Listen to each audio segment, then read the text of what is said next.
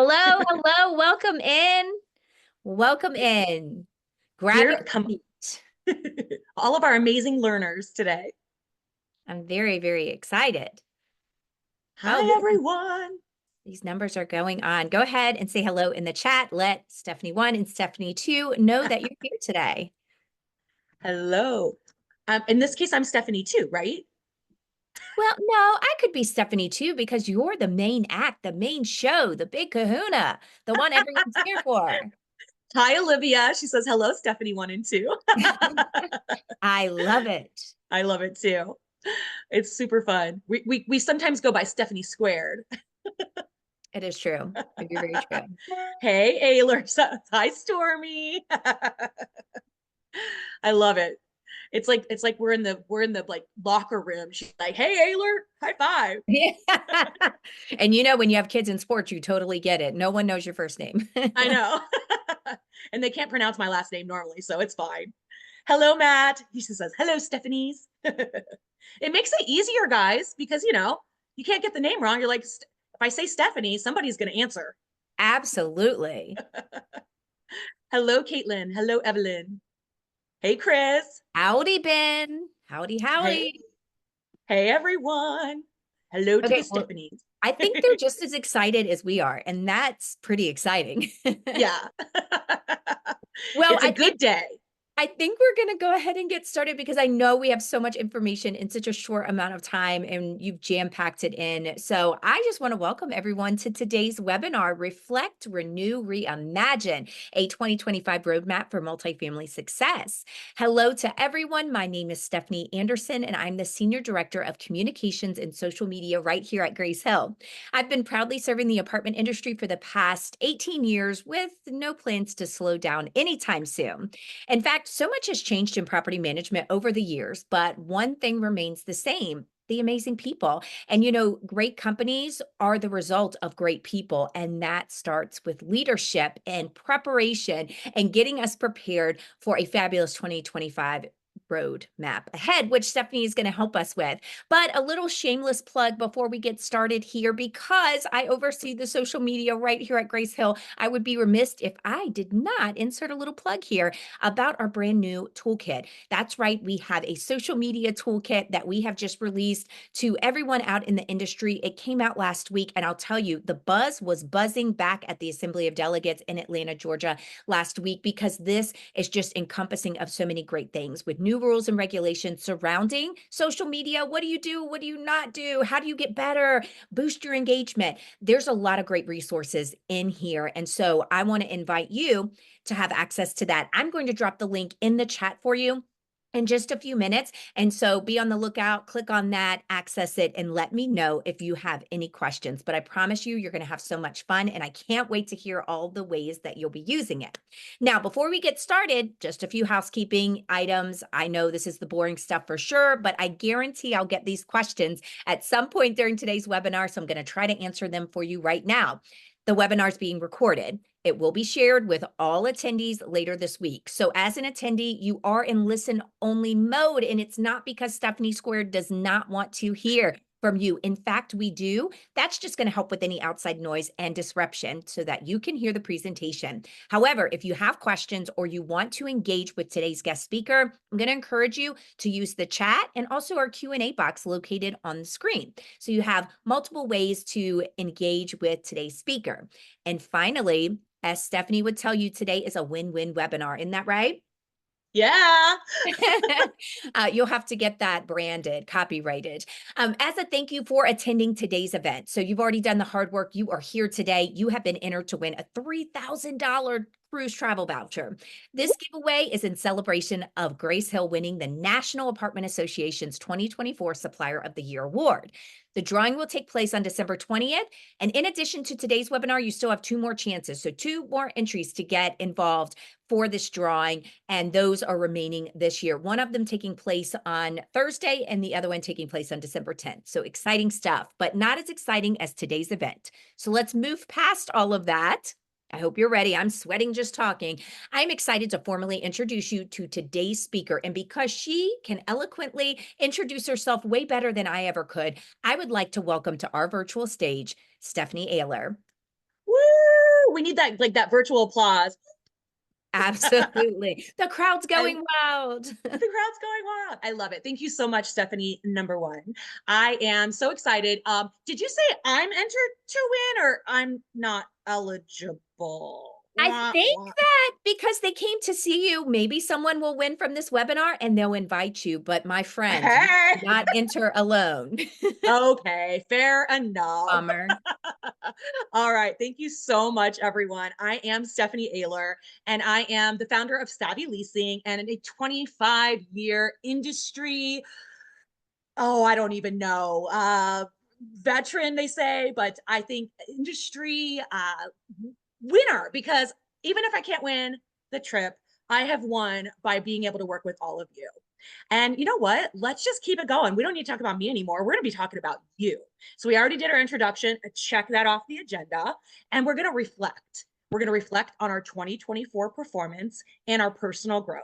That's what we promised you. We're going to do that. So you're going to analyze some of your key metrics and alongside of that, some of your personal metrics as well. We're going to renew our mindset. I have some tips and tricks for you that will help you move into a better headspace. And we're going to then, with our reflection and our renewal, we are going to reimagine setting goals for 2025. I'll share the actionable takeaways and the exercises and my resources at the end.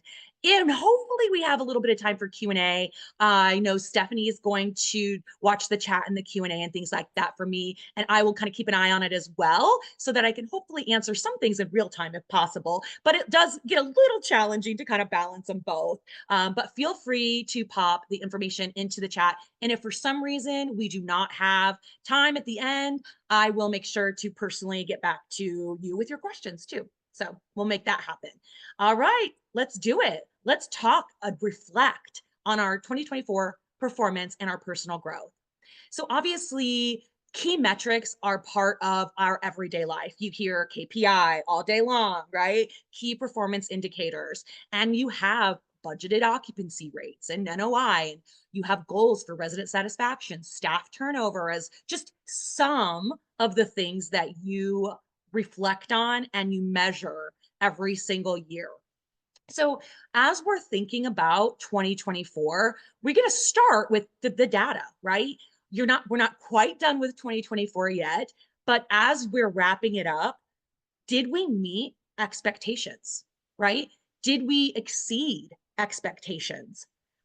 Also ask yourself, beyond just the data numbers, just beyond just the numbers, what internal and external factors contributed to whether we exceeded or met our goals or not, right? If we were on target, what contributed positively to that?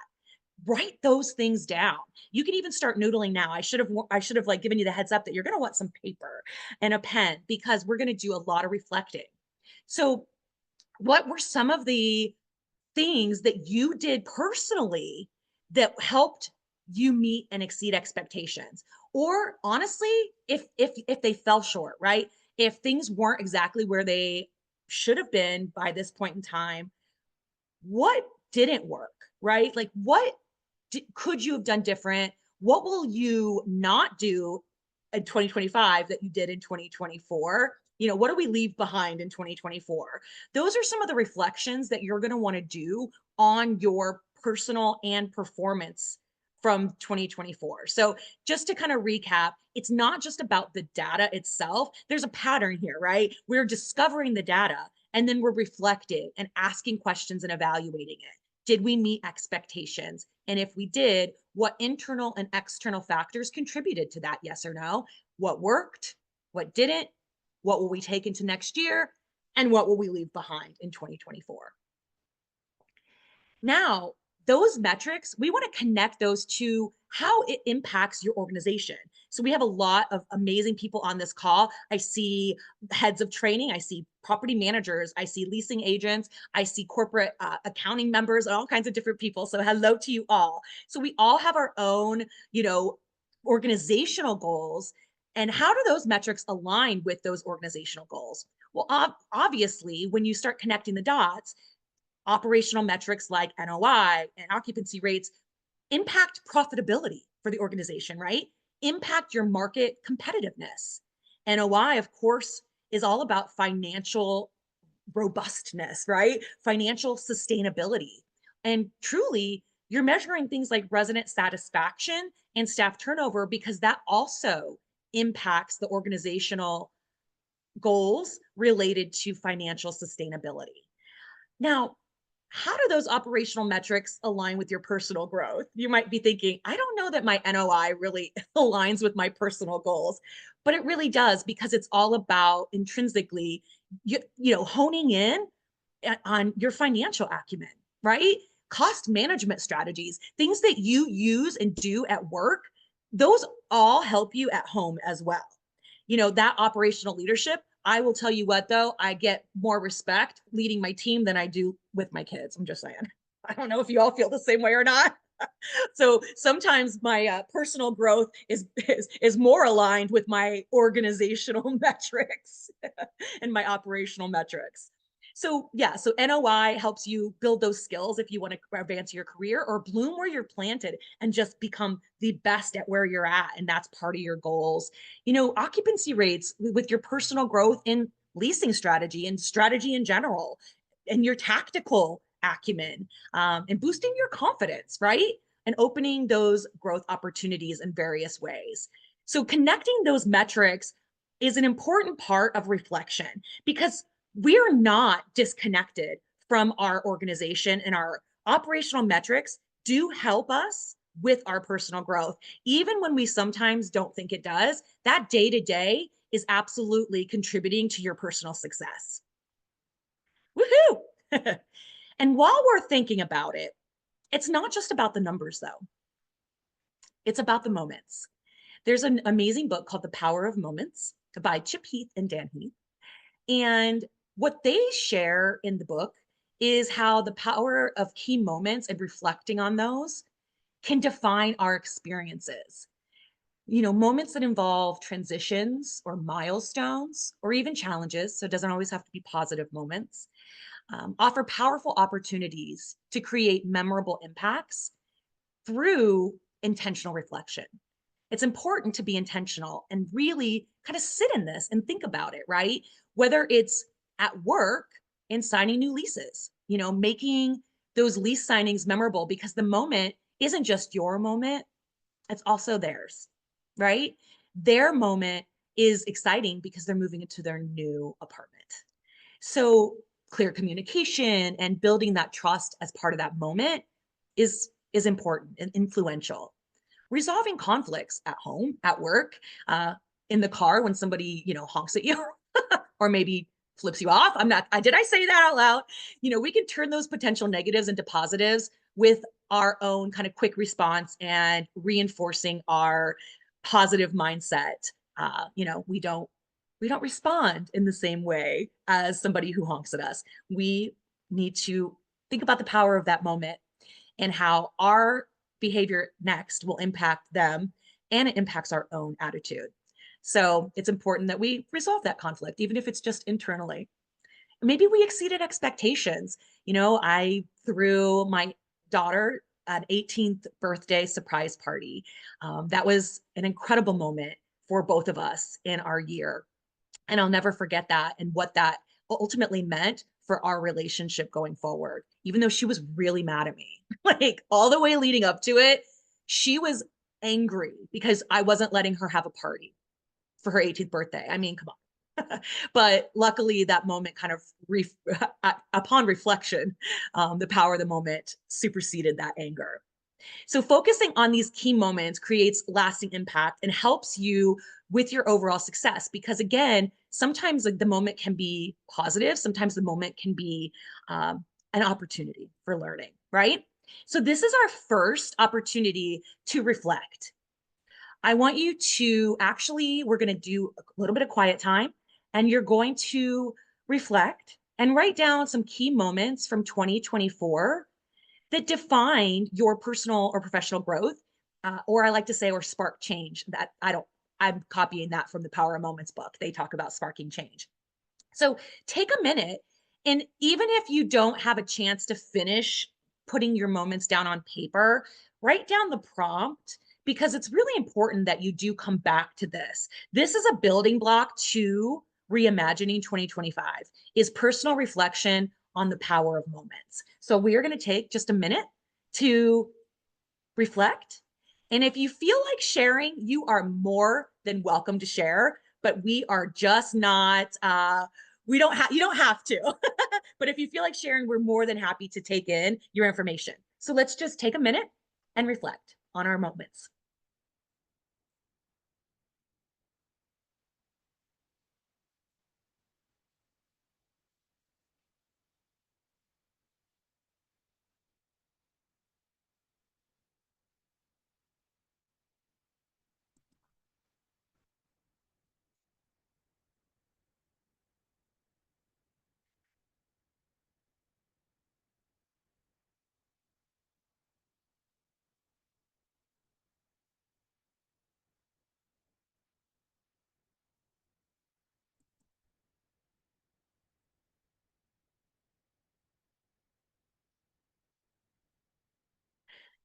Stephanie, you're right. We should have had Jeopardy music, but I like the quiet.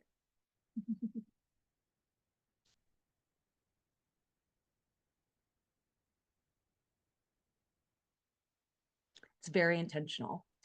Well, our minute is up for that. And I know you didn't all have time to write down all the moments that you wanted to and really reflect on those. But I do want you to, again, write down the prompt and really think about it after the fact. I mentioned, my daughter's 18th birthday party and my personal reflection. Work wise, getting on stage at Departmentalize this year was a huge moment for me. Just feeling the energy motivates me to keep going with what I'm doing. The other part of moments are, sometimes just moments that sparked imagination and sparked growth were just dinner with my industry friends at these events where we don't have to be on, we can just be.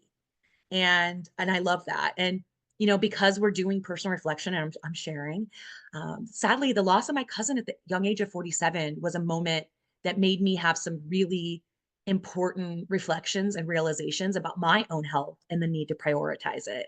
you know I would say that definitely sparked change, and I think about her a lot, and the moment that lots of moments in this year. So power of moments. All right. Steph, were you able to write some of yours down? I was. In fact, oftentimes we don't realize the impact we've had or even what we've been through until we sit back and say, wow, I survived that, or wow, I Yep. accomplished that. So it's the power of that time. Thank you so much for allowing us to have that. It's pretty incredible. You're so welcome. Well, now that we've reflected, we're going to renew. We're going to renew our mindset. We're going to start with talking about what is a mindset? Like, what does that actually mean? And we're going to talk about growth versus fixed mindsets. And then we're also going to talk about our core needs that influence motivation. And it's all ties together really nicely in a bow, I promise. So let's get into it. So, what is a mindset, right? A mindset is a person's set of beliefs and attitudes about themselves and their most important qualities. So, your mindset is what you think about your intelligence, about your confidence, about your leadership ability, about your competence, adaptability, character, personality, creativity. I've heard people say a lot, oh, I'm not a creative person. Well, is that inherent and an unchangeable quality? Or can they grow into something else? Can you grow into something else? Can we fundamentally change these things? Spoiler alert. Yes, we can. In case you weren't sure, I wasn't going to be like, nope, we can't. Peace out. So I am not the genius that came up with this. Obviously, you've probably heard about fixed mindset and growth mindset in the past. And honestly, coming from this amazing Dr. Dweck, Carol Dweck, she's a psychology professor at Stanford and wrote an incredible book. And I'll share the name of the book, Mindset, with you at the end as well. She's the one who was interested in people and how they cope with failure. That's sort of where it started for her. So she started studying children because children cope with failure in a much more up improving way than we do as adults. We kind of lose some of that ability to grapple with hard problems as we grow up for some reason, right? But she really wanted to know, why do some people succeed or not, and how do we foster success? So some of the key questions that she asked in her studies was, why do some people lean into failure and roll up their sleeves and dive in, right? Like, why are people like, hey, you know what? We got this. And then why are some people prone to avoid failure and give up easily and just walk away, right? Her studies on motivation progressed to include, obviously, adults and cultures. And in 2006, she wrote a Mindset, The New Psychology of Success. And it is really incredible. And I think that this statement is so powerful because the book challenged the common belief that intelligent people are born smart. Like I said, some people just say, oh, I'm not creative, but you can be, right? A fixed mindset focuses on proving abilities and avoiding challenges, where a growth mindset seeks to improve abilities and embrace challenges. A fixed mindset says, I'm not creative and I won't ever be, but maybe I'm smart and I want to show you how smart I am, but I don't want to do it if there's an obstacle in my way. And the growth mindset's like, hey, I'm not super creative, but I'm going to try to learn something that maybe will help me get more creative, and challenge themselves. And they will thrive in that environment. And it creates a more accepting and thriving culture and an exceptional employee experience when you lead with a growth mindset as well. All right, let's dig in a little bit deeper into it. Do you like my images? I like that guy or girl or whatever on the left. I with those trophies, he's real sad. You got to love AI. But that fixed mindset, they want to prove something. They're pretty inflexible. They're typically showcasing competence, kind of like, I'm the best, look at me. And they don't really care about anything else but outperforming others. There's a place for competition. Let's not be pretend here. There is absolutely a place for competition, right? Like, I love to, compete, but the person that I need to compete with the most is myself. And that's the growth mindset. I want to improve something. I'm adaptable. I want to enhance my capabilities. And all I really care about at the end of the day is outperforming myself. That's the difference in the comparisons, as a little bit of a deeper dive. People who have a fixed mindset typically fall short of their potential. And people who have a growth mindset can reach greater levels of achievement. Now, keep in mind, defining achievement is different for everybody. I talk about blooming where you're planted because I do believe that it's fantastic and wonderful to be in the same place and grow in that place. That because I had somebody that was a leasing agent for 20 years that worked on my team at one point, and you might have thought, gosh, that person has a fixed mindset. Like, why didn't they want to go beyond leasing? She didn't care. She loved it. She made bank with her commissions, and she had a growth mindset. She was always growing and she was always trying to help other people. So don't be fooled. The difference is truly in these types of characteristics, right? How do you identify that? And how do you identify it within yourself? And I'll be completely blunt. There have been times where I have been stuck in a fixed mindset myself. And I had to renew my mindset and challenge myself to get back into a growth mindset, because sometimes we just wallow, or as I call it, go down the rabbit hole, right? Any Alice in Wonderland fans, you know what I mean. Remember the expression, like, if you believe you're not good at something, then you're not going to be? Well, that's the fixed mindset, right? As a result, you don't put in the effort because you don't want to fail. What's the point, right? You avoid the challenges because you don't want to fail. You shy away from hard stuff, even though we can do hard things. And you avoid feedback because you don't want to hear about it. And you're intimidated and resentful of your peers' success, maybe on the inside, maybe on the outside. But at the end of the day, this is helping you with nothing, right? Having these fixed mindsets can help you plateau early and fall short of your potential. We're having the growth mindset. The characteristics of that is we believe that we can learn Excel. If you look at my LinkedIn page, you'll see that I actually had a pivot table class that I took on LinkedIn, and I published that I passed it. I was so proud because maybe I wasn't that great at Excel, but I knew that I could get better. Maybe I wasn't feeling great about giving a webinar, but I know that I can always improve and get better. Growth mindsets remain resilient when setbacks occur. We are either winning or we are learning, as Dr. Debbie says, if you guys know who Dr. Debbie is in the industry. We are winning or learning. When I was leading my team at my last property management company, we had a weekly meeting where we would talk about our wins and we would talk about our opportunities. And those opportunities were learning opportunities. It could have been another L word that we used, but we didn't believe in that because every single leading from a growth mindset or being in a growth mindset means that those opportunities are for learning, even if it feels like a loss at the time. The other part of this is when you recognize the parts of yourself that need to move and be and renew a growth mindset, this is when you can unlock some of the secrets to success. So we're going to do that right now. We're actually going to do another exercise, and we're going to think about where we went wrong or maybe right. Like, it doesn't have to be in the negative. Think about a challenge that you experienced so far in 2024. Evaluate and be honest about how your mindset influenced your response to the challenge, and reimagine a different result based on a different mindset. So reflect on the challenge, assess your mindset, and reimagine the result. And now, again, you can reflect on a challenge and your mindset was where it should be.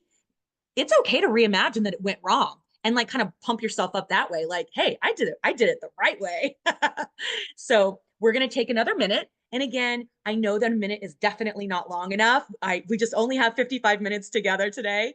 And so please write down the prompt and make sure that you take an opportunity to renew and talk about your mind, think about your mindset after the fact. But we're going to take a minute now to get started on it. So quiet, intentional reflection starts now.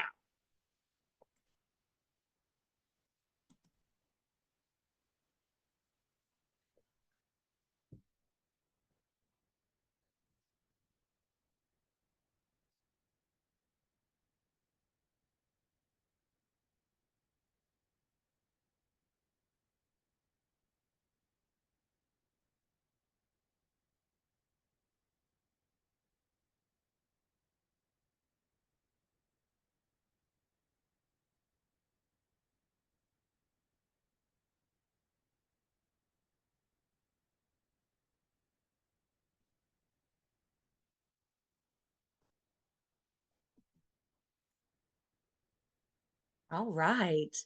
I think that was a full minute, or real close to it. Um, I know that these are very personal, and so that's why I don't encourage, I mean, I encourage you to share if you want to share, but you do not have to share. But from a mindset perspective, I mentioned earlier how I found myself in a fixed mindset when it came to a specific challenge. I won't, go into a lot of detail, but upon like writing this, I ascertained that I was in a fixed mindset for that specific situation. And that's why the outcome was not what I would have liked. And had I renewed my mindset into a growth mindset, I can reimagine that there would have been a different outcome on that challenge. And as I go into 2025 and I am faced with that type of situation again, I am going to be a lot more mindful and a lot more intentional in the way that I handle it. I will be in a growth mindset, and I anticipate that my outcome will be much more beneficial to me as we move into 2025. So hopefully you experience that same thing. And again, if it was the other way around, if you had a really great mindset when it came to a challenge and you can see how it could have gone the other way, it keeps you motivated, right? Keeps you motivated to stay in that growth mindset. All right, that is a Steph. You're so right. That minute goes really fast. I don't know if I gave you a full minute on that one. I was looking at my clock and I thought, oh But it is really powerful. And like I said, I encourage you to write down the prompt and circle back to this. I love what's called done listing, where you get it done in real time, but we only have 55 minutes. So we can't done list every single one of them. Heads up though, too, at the end of the webinar, I do have all the exercises listed. So you can screen grab that in case you did miss a prompt along the way. So just a little bit of like future planning for you. All right. So moving on into the core needs. These are the core needs that influence motivation: autonomy, competence, and relatedness. So this is actually inspired from my friend, Jessica Fern Kirkland. She shared this information with me, and it makes so much sense when it comes to creating a growth mindset and challenging and reimagining what our 2025 will look like. So this is impactful for our motivation as an individual, but it's also impactful if you are a leader. What does your team need to become motivated? And here's the three things: autonomy, which is, of course, control over one's actions; competence, feeling effective in one's role, in one's environment; and relatedness, which is your connection with others. Those are the core needs that influence motivation. So this comes from something called the self-determination theory, SDT. I have to remind myself of how to say that. SDT, self-determination theory. Easy for me to say.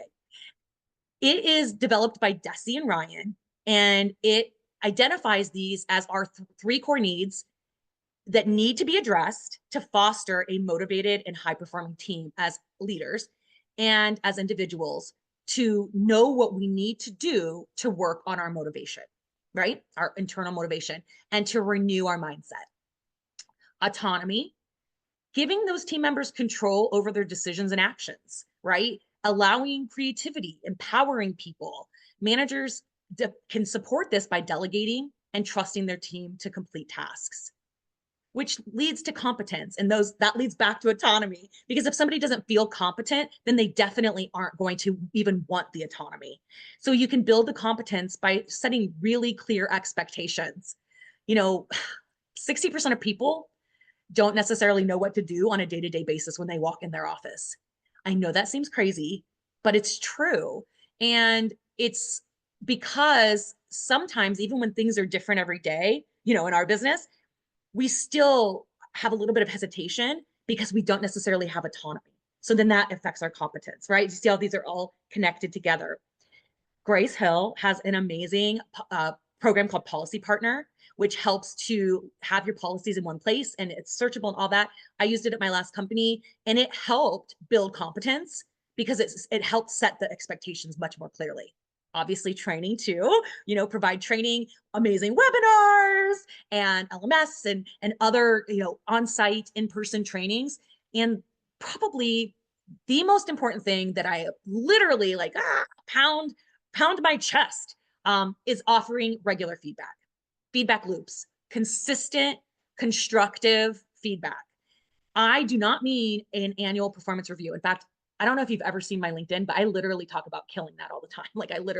I murdered it. Okay. Anyway, so yes, I laugh at my own jokes, especially when you guys are all muted and you can't laugh with me. But the leaders can enhance competence by coaching, inspiring, encouraging you to attend trainings, and of course, that regular feedback loop. What were our wins? What are our opportunities? That helps build competence. And finally, relatedness. This need involves being connected and feeling connected to others. When we were in COVID, I know we talk about it all the time, but we felt lonely, even though we probably weren't even alone. But that was because we weren't feeling connected to each other. So leaders, you can help your teams by promoting that sense of belonging, aligning the team goals with personal aspirations. Remember when I mentioned my leasing agent who'd been a leasing agent for 20 years? I knew what she wanted. She did not want to be promoted, but she did like to get involved in things. She liked being a part of tech rollouts. She liked being a part of what we called our learning academy. those types of things. So I was able to align team goals with her personal aspirations to bloom where she was planted. And you can also create that positive, supportive work environment through encouraging skill development with competence and assigning and delegating effectively. That all, again, goes together as part of this self-determination theory. Let's deep dive a little bit into autonomy. I want to give you some specific guidance. Speaking of clear expectations, specific guidance is also important for competence when it comes to autonomy. So I have a coach that works with me, and so blessed, like, to have an incredible person in my life. And she shared with me this autonomy guidance. When something that you have to do changes from an inspiration to an obligation, if you have the autonomy to change it, you should. So when something converts from an inspiration to an obligation and you have the autonomy to change it, you should. So I'll give you a specific example. When I was a sales manager, I would start getting the Sunday blues. I would start having anxiety on Sunday night. I had hours worth of work to do because we had an 8 a.m. Monday morning sales meeting. So I had hours worth of work that I needed to do on Sunday night, which just made me, like I said, anxious and feel just sad because I was taking time away from my family. And I no longer felt inspired by leading that sales meeting. Like, it became an obligation. And I don't know about you guys, but I think you can tell when your leader or yourself is no longer inspired by what they're doing and they feel obligated instead. Well, luckily, I had the autonomy to change it. So I moved it. I moved it to the afternoon, which gave my team and myself Monday morning to get ourselves situated, get ourselves sorted, plan for the meeting, plan for the week, and not take up our Sunday nights doing it. Now, some people like to work Sundays, and that's totally fine, but I wanted to be inspired again.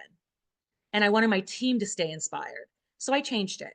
Maybe you have some early Monday morning due dates for some things. Maybe if that is not inspiring you anymore, or you like to get it done, that's fine. Then knock it out. But if you're just feeling obligated and you have autonomy to change it, see if you can make that change. Now, there is a chance that you have moved from inspiration to obligation and you don't have autonomy to change it.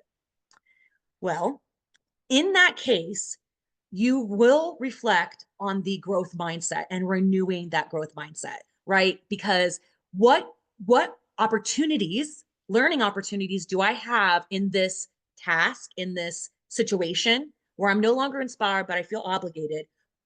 The autonomy I have, I can't change that, but I can change me. So what can I do to improve my perspective on it?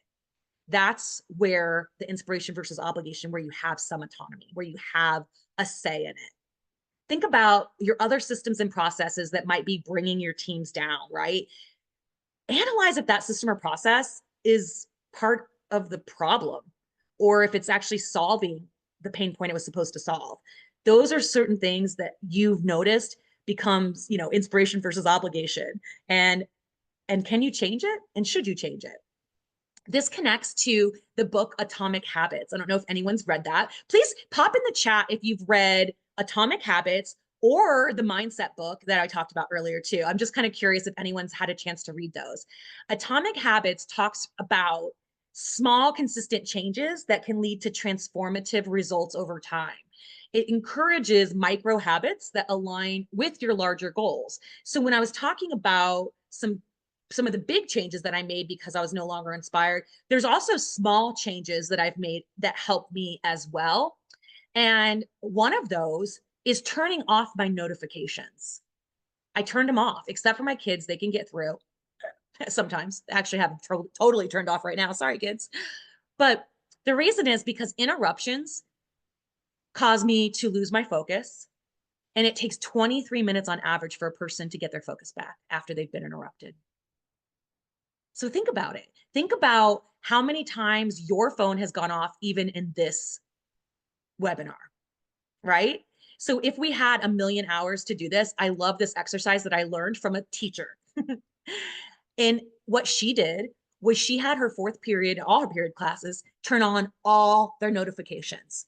If I had you all turn on all your notifications and start tallying how many you're getting during this 40 minutes we've already spent together, it's incredible. Look at this class.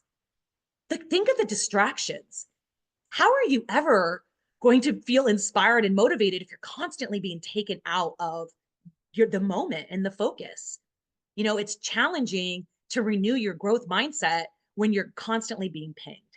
So I connect this back to atomic habits and how turning off my notifications helped transform my world. It absolutely helped me align my daily life with my larger goals of getting stuff done, like knocking stuff out, actually being productive. So I encourage you, is anyone else turned off their notifications? I would love to kind of hear from you guys if you turned off the notifications. I know I'm looking at the comments right now. I turn my notifications off all the time. Yes. Awesome. I love that. So those poor kids, right? That's what I thought. And my daughter, my oldest daughter, just graduated from ASU and she's going to be an art teacher. And I shared this with her because I was like, they have a no phone policy for a reason now. Like there's been arguments on, well, phones are part of our everyday world, but does it need to be part of our everyday world like this? Absolutely not, right? Yeah, I love that. Thanks for sharing, guys.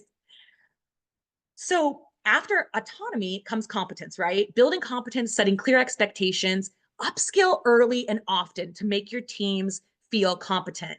Grace Hill's LMS, their mystery shop tools. Nothing helps me learn more than feedback on my performance, right? And that will help facilitate gaining that competence that they need. Something else that I want you to renew is what you thought you knew about you. And so some of you guys have been in my sales training classes. So hello to my favorite people in the world, right? My savvy leasers. We talk about this in my sales training sometimes. We talk about learning style and integrating your learning style back into your learning. And so I will drop a link to a learning style test towards the end of the webinar into the chat, so you can go take that afterwards. Because I want you to spend a little bit of time on it. It only takes a few minutes, but it enhances your self-awareness of how you learn and influences your professional development. I had a coaching client who swore up and down he was a visual learner because he liked to read. He took the test. It turns out he was an auditory learner. He argued with me for a minute and we talked about it. He's like, but I like to read. When he realized that he read by listening to audiobooks. So that was how he read. And so once he learned that, one of his goals with coaching was he wanted to keep a journal, and he had started and stopped and started and stopped over and over again. But once he learned he was an auditory learner, he was able to start keeping an audio journal. Hello. And he was able to actually achieve the goals that he was looking to accomplish. Use this information to like maybe enable the computer to read you a story or an article. If you're an auditory learner, maybe you're like, I hate keeping up with all that stuff, but change the way you receive it and you'll change the way you retain it and you'll renew that mindset for learning. All right. Anyone already know what they are? I'd be curious. I am a visual learner. I have to write it down in order to achieve it. All right. It is time for a very quick collaborative exercise. We're going to do one part of this, and then I want you to do part 2 and part 3 after the webinar. So the exercise is this. Write down what words you would use to describe your mindset and your leadership style. Positive words only for this exercise. So go ahead and start doing that while I explain part 2 and part 3 that you'll do after the fact. So write down what words you would use to describe your mindset and your leadership style. Like I'm very high energy, right? So that's what I use to describe myself. After that, after you've picked a partner, and if you're not in the room with someone, and that's totally fine, do it via text. Write down what you would use to describe them. So if you text your boss or your colleague, go ahead and have them write down words that describe themselves, and then you write down words that describe them, and vice versa, right? Don't share your words until they've shared, until you've done both parts. And then compare and contrast. I'd love to hear if you have any surprises. I know I had one group do this exercise, and a gentleman, he's like, my employees said I was fun and funny. And he's like, I don't think I'm fun or funny. And he was so low key funny that it made me laugh. And I'm like, literally, that's what you are. You are just low key funny. And it was perfect because he was like, wow, I am now well aware of this. So go ahead and start doing that while we move into, whoopsie, I went too fast. Move into the importance of self-awareness, right? Because we're going to do that you're going to do that exercise after. Did you know that 99.9% of employees think it's important for a manager to be self-aware? They want you to know like what's up with yourself. And so it's important from a relatedness standpoint that we're going to talk about again in a second in the self-determination theory that that exercise helps with relatedness as well as self-awareness. And self-awareness is crucial for competence, like knowing where you are, clarity on your priorities and who you are, helping you be more realistic, helping with your motivation overall, and maybe most importantly, avoiding self sabotage. Remember when we talked about fixed mindset versus growth mindset? If you noticed on your list of positive words, it actually reflected a little bit more in the fixed mindset category because sometimes feeling that you are steadfast and you are, your roots are strong and you don't bend and all of those things you might be thinking that's a positive part of yourself. And sometimes it can be, but it also can help you self sabotage if you aren't able to renew your mindset, build your competence to be motivated. All right. Finally, in our self-determination theory is, of course, relatedness. I already mentioned how my team used to do wins and opportunities, but let's do this. Like, let's agree from here on out. Let's make sure that we're celebrating our small wins too. There's a book called The Happiness Project by Gretchen Rubin, and she talks about fostering that sense of belonging and aligning teams to your organizational goals as well as their personal goals by celebrating small wins. I used to, when I would get an appointment, as when I was leasing on the phone, I would literally be like, ring a bell, let's do this. I got an appointment. And I mean, in the long scheme of things, it feels like a small win, but it's a big win because they're more likely to lease if you set an appointment and they show up, right? So celebrate the small wins, and it can really help with staff morale and help with the relatedness. Think of a simple change you can make in 2025 that will help improve happiness in your work environment. And I'll share a story. And like I said, if you've been in my sales training, you've probably heard this story before, but the three kindest things that you can say to a person is, I believe in you, you make a difference, and I appreciate you. It feels so good to be appreciated. It feels so good to feel like you made a difference. That helps stay related to each other. And it also helps feel competent. When I was a property manager and my team was leave, I would be the last one to leave. And they always came by my office to say goodnight. And I would always say to each of them, thank you for the day. Thank you for the day. Thank you for the day. Thank you for today. Essentially I'm saying I appreciate you and you make a difference. And I had one of my leasing agents come back. She had been promoted to a different property, different company at one point, came back a few years later. We ran into each other and she told me that stuck with her because it helped her disconnect from work Christine to home Christine, where she felt she made a difference and she felt appreciated at work. But it was like her way of saying, okay, now I'm going to go make a difference and be appreciated at home, right? Like it was a real good disconnect. And that helped us stay related to each other as well. All right. In our last few minutes together, our last 10 minutes together, we are going to reimagine setting our goals for 2025. All right. We're going to use vision-driven goals. I'm going to explain some other goal setting approaches. There are nary a SMART goal amongst us. Not that there's anything wrong with SMART goals. I love myself a SMART goal. But I want you to reimagine, right, what 2025 looks like. Before I do that, though, if you have been questioning how to renew that growth mindset, I want to reassure you that adopting it is just a series of small steps.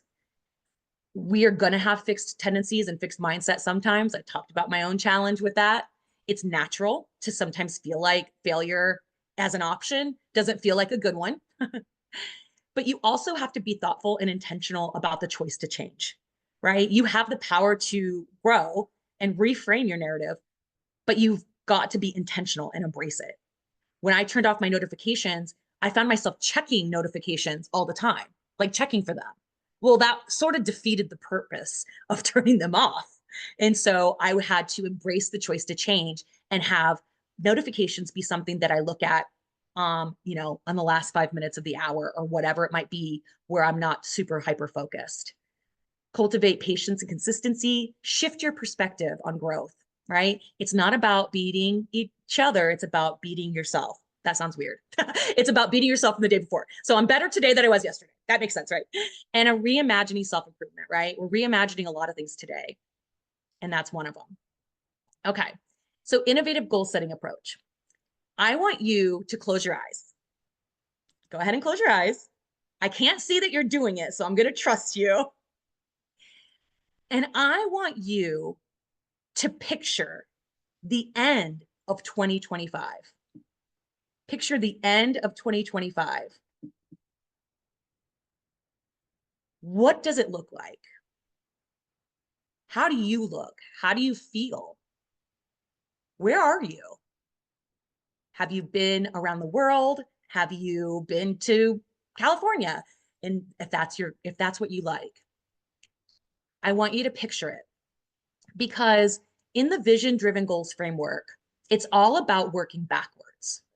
So now that you write down what the end of 2025 looks like, maybe it's a financial goal, right? Maybe you wanted to save X amount of dollars so that you can go around the world or take that cruise if you don't win it today or win it on December 20th.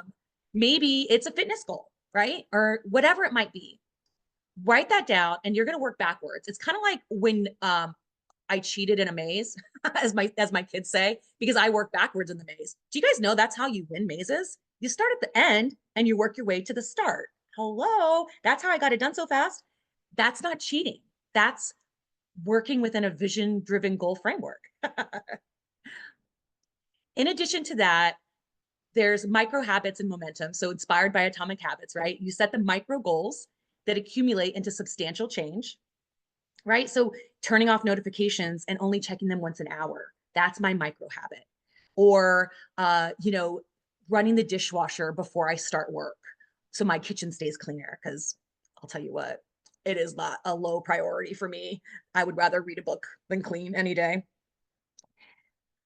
Then there's OKRs. Here, KPIs, OKRs, all the things, FYI. But this is where you set some audacious goals in this one, some ambitious goals, and then track the results throughout. So if your vision-driven goal is kind of ambitious, work together with your OKRs and work backwards on what those milestones need to look like. And then don't be afraid to reflect and pivot. You've set these goals, you have the checkpoints built in. Please do that part, because that's a big part of it when you're working backwards. And then remember when we were setting aside some things that we didn't want to take into 2025 when we evaluated our personal and professional growth? Keep in mind those types of things as you reflect, and don't be afraid to pivot. Don't be afraid to pivot, because sometimes you're going to have to. A goal is not stationary. We are not stationary. Let me go backwards one. So I have a vision board that I mock up for my coaching clients, especially if they're auditory learners. This is actually an Audible vision board where you can put like songs and video clips and other things to help you stay motivated. So whatever your learning style is, maybe this is the right move for you to help you build your milestones and back into your goals. It's called Milanote. I am strong. So in terms of balancing goals, it's obviously important that you keep in mind your professional and your personal wellness when you're talking about your professional goals. Autonomy, competence, and relatedness are all powerful for personal wellness as well. As you renew your mindset into a growth mindset, that helps you balance your personal wellness and your mental health as well. So when you look at it through that lens, it helps you be more satisfied, more your work is more meaningful in both domains. And the journey to balance is not about being perfect. Like, we are perfectly imperfect. It's about learning, adapting, and evolving continuously. All right, so we have another exercise, and this is our last exercise for the day. Has anyone read the Year of Yes by Shonda Rhimes? She is the showrunner for Bridgerton, if anyone's watching Bridgerton, and Grey's Anatomy, of course, 20 some years of Grey's Anatomy. I want you to reflect. So basically, sorry, let me go backwards. Basically, sometimes you have to set boundaries and say no, right? But more often saying yes can be the appropriate way to renew and reimagine your 2025. So I want you to think about an opportunity you said no to in 2024 and think about what it might look like if you said yes next time. So she talks about it as a transformative journey from her default of saying no. I call it coming from a place of no, right? If you come from a place of no and you immediately think no, this is the exercise for you. So step outside of your comfort zone, say yes to new experiences. As we know, it's equally important to recognize when you have to say no for your well being and your personal well being. But the door to yes may lead you somewhere exciting. When it comes to tech adoption, for example, maybe you said no and you were really not excited about a new rollout because we hear a lot about rollout fatigue and you came from a place of no. Maybe say yes to that next time. Volunteer to be the pilot property. Shock your boss. Regionals, corporate teams, say yes to owning it, right? Maybe it's a new idea that someone came up with for marketing. You're like, that's not going to work at my property. Say yes next time. And then personally speaking, I can't tell you how many times I said no to lunches this year because I didn't want to take away from my focus. And I'm going to be more intentional about saying yes, because remember when I talked about the power of moments, those dinners with my peers in the industry really helped me feel emboldened and inspired. And I don't want that to go away. So I'm going to say yes to more lunches. So call me. As we wrap up, one thing in property management that remains the same is it's always going to change. So you cultivate that growth mindset. You embrace challenges as opportunities. Connect your metrics to both your organizational impact and your personal goals. Remember the power of moments, practice kindness, reflect for self-awareness, build your competence, lean into your learning style, identify where you are inspired versus obligated or obligated versus inspired, and make changes accordingly as you can, and cultivate that sense of purpose. Here's the summary of exercises as we wrap up. I want to say thank you guys so much for being so responsive. I hope that you have an opportunity to really reflect, renew, and reimagine what 2025 is going to look like. I love looking at the comments. The name of the audio vision board was Milanote, Milanote. And I'm going to drop that quote or the training link into here as well. And I just want to say thank you guys all so very much. Oh, I saw you stop sharing my screen. Real quick, there's one last thing. One last thing. She's like, wait, where did it go? Here it is. Share. I wanted to say, can you guys see it? It says, be patient and trust the process. The day you plant the seed isn't the day you eat the fruit. I don't know if you can see that or not, but awesome. Thank you guys so very much. Oh my gosh. Steph? Stephanie, thank you for leading us through this important content and really doing so in such a fun and engaging way. I think so many of us have good intentions that we want to do things, but we don't find the time. And so being forced, as we'll call it, during this webinar to have some quiet time and be a little bit intentional, it definitely got my mind thinking. And there were things where I knew immediately and other things where I had to sit back and think, I need to really lean into that more because I don't know. I don't know what I see or what I want to do or any of those things. And I'm sure a lot of our attendees today might have felt the same. So thank you for being intentional and sharing so much of that. It was just a joy. I do want to let our audience know that if your team is challenged by any of the topics that we've discussed today, our team at Grace Hill can help you. Stephanie's done a great job in kind of inserting Grace Hill very organically. We truly understand the trials and tribulations of everything: technology, leadership, growth, and of course, along with the excitement of diversity, career advancement, and so much more. And we actually offer training and policies that will enhance your current offering or help you get started. So I want to let you know our experts are available for a personalized demo and consultation. All I need you to do, if your team is struggling with technology or training, or you need help, whether you're a current client and want a demo to learn more about our solutions, or if you're not a current client and just want to learn more about any of our products that we have, just take a moment, drop the word change, change in the chat box, and a member of our team will be in contact with you. So I'm absolutely thrilled again that we had this great time together. Stephanie, did you have a chance to put up your QR code in case anyone has questions? I did not have a chance to do that, but I'm going to do it real quick. I know we're right on the hour. So I do want to share right here. They asked for the resources. So here's the Year of Oh, Yes, Atomic Habits, Mindset, and the Power of Moments. So can you guys see that? Yeah. it's very small for us Okay. because Okay. we can see the whole screen, but Oh, right. No, I was doing it real quick for you. But there's that. If that wonderful. helps you guys, if you want to screenshot that.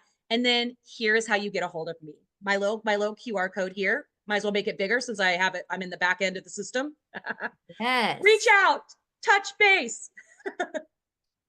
Reach out and grab someone. Thank you guys so much. Thank you, Grace Hill.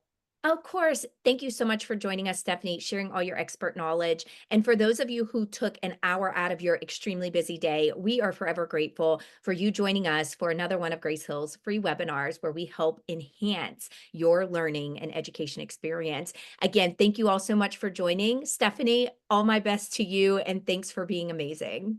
Thank you so much. All right. Bye, everyone.